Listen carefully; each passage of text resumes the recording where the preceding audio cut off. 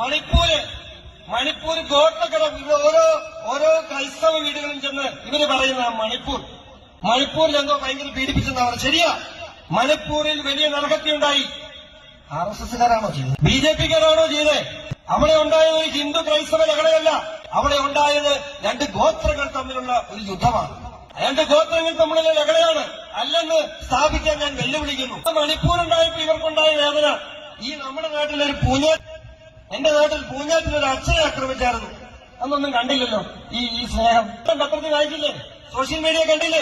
മണിപ്പൂരിലെ ക്രിസ്ത്യാനികളോട് കാണിക്കുന്ന സ്നേഹം എന്തുകൊണ്ട് പൂഞ്ഞാറ്റിൽ ഒരു പാവം വൈദികനെ ആക്രമിച്ചപ്പോ ഇവർക്കുണ്ടായില്ല? പറയണ്ടായി. 10 വോട്ട് എവിടെ കിട്ടുമോ? വർഗീയവാദികളെന്ന് തികഞ്ഞ അക്ഷരത്തിൽ മനസ്സിൽ പിടിച്ച് നെഞ്ചത്ത് പിടിച്ചുകൊണ്ട് നമുക്ക് വിളിക്കാം. കമ്മ്യൂണിസ്റ്റുകാര് നിങ്ങളാണ് ഈ രാജ്യത്തെ വർഗീയത വളർത്തുന്നത്. കോൺഗ്രസുകാര് നിങ്ങളാണ് ഈ രാജ്യം നശിപ്പിക്കുന്നത്.